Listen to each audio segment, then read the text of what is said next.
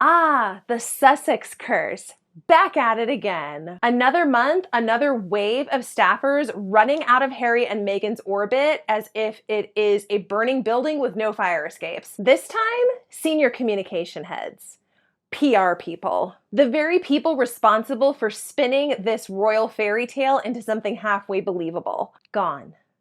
Poof. Ladies and gentlemen, my name is Antoinette Chanel and welcome back to my channel. Now, if you've lost track, you're not alone. At this point, the Sussex's PR machine must look like a game of musical chairs set to a podcast that never launches. We're talking about two key communication staffers out this month alone, this month being June 2025, plus reports of a few more that have been quietly pushed aside. Reports say that up to 6 people have left in the last few weeks.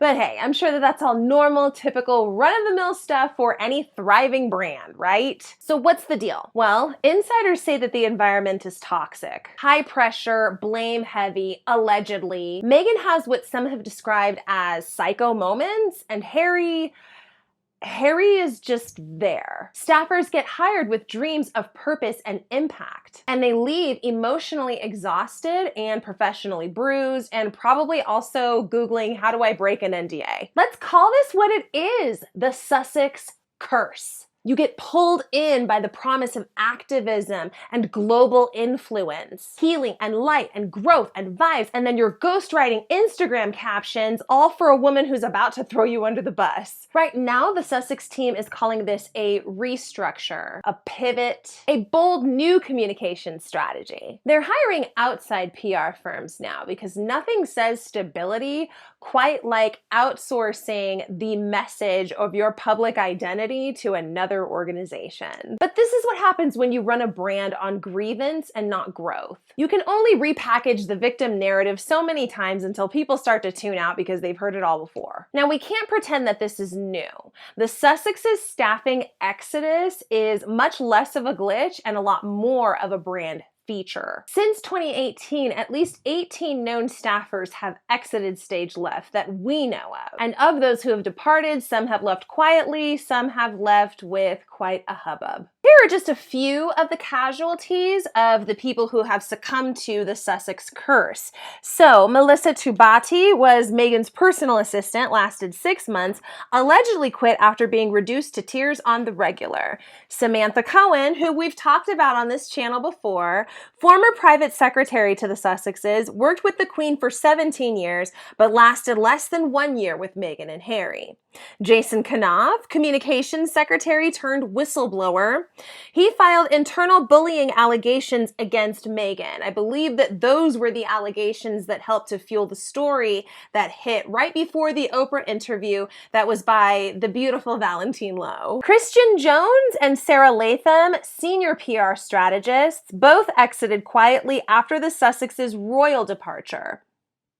David Watkins, social media manager, let go when they left royal duties only to resurface working for William and Kate. So this is somebody who used to work for the Sussexes, who then found work for the future King and Queen of England.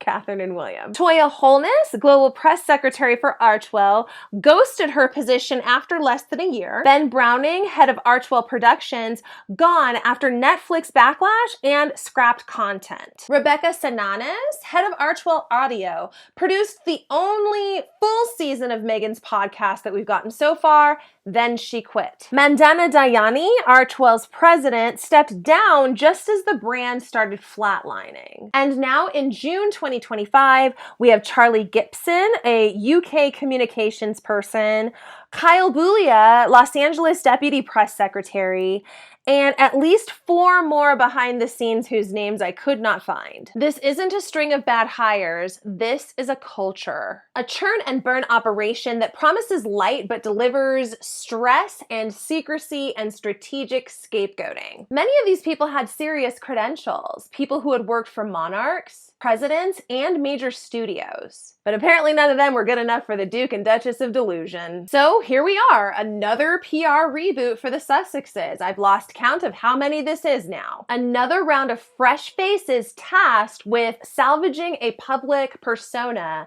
built on vague allegations, questionable heroism, and a memoir nobody asked for. The Sussex curse strikes again, and I have a feeling this won't be the last time. Because when your authenticity is curated and your activism is aesthetic and your team is disposable, the real story isn't who left.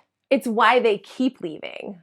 My friends, thank you so much for joining me for another video. I really appreciate you being here, especially if you stayed till the end. If you liked this video, please give it a thumbs up and a like. That tells the algorithm that, hey, there's good things happening over here.